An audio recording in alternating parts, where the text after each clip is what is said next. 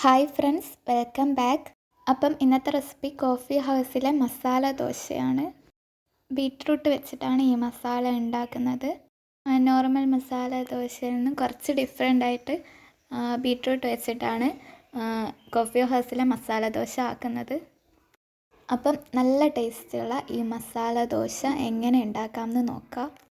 ആദ്യം തന്നെ ആവശ്യത്തിനനുസരിച്ചിട്ട് ഇഞ്ചിയും വെളുത്തുള്ളിയും ചോപ്പ് ചെയ്തെടുത്തിട്ടുണ്ട്. പിന്നെ ഒരു കറിവേപ്പില വേണം, പിന്നെ 2 സവാള, ഒരു വലിയ ക്യാരറ്റ്, പിന്നെ 3 വലിയ ബീറ്റ്റൂട്ട് വേണം. ഞാൻ ആദ്യം എടുത്ത അളവ് കുറഞ്ഞു പോയി. പിന്നെ ഞാൻ 6 ചെറിയ പൊട്ടറ്റോ എടുത്തിട്ടുണ്ട്. പിന്നെ ഒരു കുക്കർ വെച്ച് ക്യാരറ്റ്, ബീറ്റ്റൂട്ട്, ഉരുളക്കിഴങ്ങ് ഇതെല്ലാം ചേർത്ത് കൊടുക്കാം. ബീറ്റ്റൂട്ടിൻ്റെ അളവ് കുറച്ച് കുറഞ്ഞ് വയ്ക്കണം. നിങ്ങളെടുക്കുമ്പോൾ 3 വലിയ ബീറ്റ്റൂട്ട് എടുക്കണം. പിന്നെ ഒരു 1/4 ടീസ്പൂൺ അങ്ങനെ മഞ്ഞൾപ്പൊടി, പിന്നെ ആവശ്യത്തിനുള്ള ഉപ്പ്, പിന്നെ ഇതുപോലെ ഒരു കപ്പ് വെള്ളം ഒഴിച്ചിട്ട് ഇതൊന്ന് മൂടി വെച്ച് കുക്ക് ചെയ്തെടുക്കണം. ഞാനൊരു 5-6 വിസിൽ കുക്ക് ചെയ്തെടുത്തിട്ടുണ്ട്.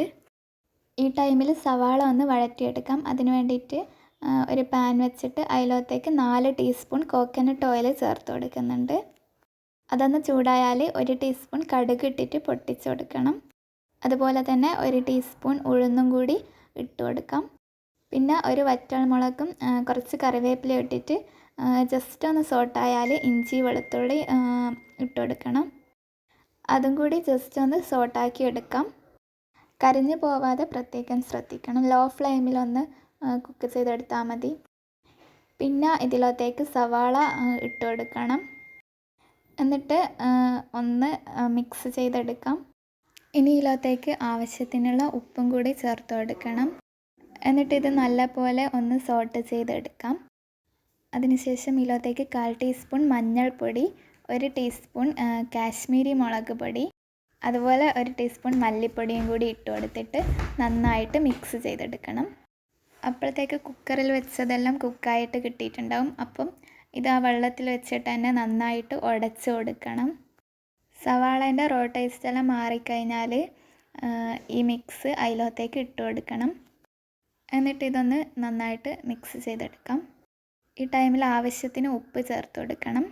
ഞാൻ നേരത്തെ പറഞ്ഞ പോലെ ആദ്യം ബീറ്റ്റൂട്ടിൻ്റെ അളവ് കുറഞ്ഞു പോയി. അതുകൊണ്ട് ഞാൻ പിന്നെയും ബീറ്റ്റൂട്ട് കുറച്ച് ചേർത്തിട്ടുണ്ടായിരുന്നു. 2 വലിയ ബീറ്റ്റൂട്ടും കൂടി ചേർത്തിട്ടുണ്ടായിരുന്നു.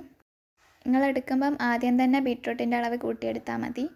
ഇനി എരിവിനനുസരിച്ചിട്ട് കുറച്ച് പെപ്പർ പൗഡർ ചേർത്ത് കൊടുക്കാം. ഞാനിവിടെ ഒരു 3/4 ടീസ്പൂൺ അങ്ങനെ ചേർത്ത് കൊടുത്തിട്ടുണ്ട്. അപ്പോൾ ഇത്രയേ ഉള്ളൂ. മസാല ഇവിടെ റെഡിയായി കിട്ടിയിട്ടുണ്ട്.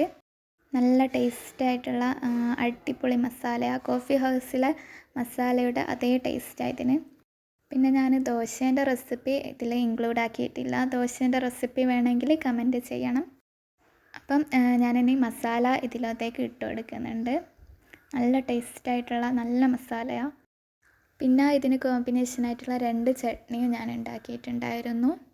അപ്പം ഈ റെഡ് ചട്നീൻ്റെ റെസിപ്പി വേണമെങ്കിൽ അതും കമൻറ്റ് ചെയ്യണം. എല്ലാവരും മസ്റ്റായിട്ട് ട്രൈ ചെയ്ത് നോക്ക്. നല്ല ടേസ്റ്റാണ്.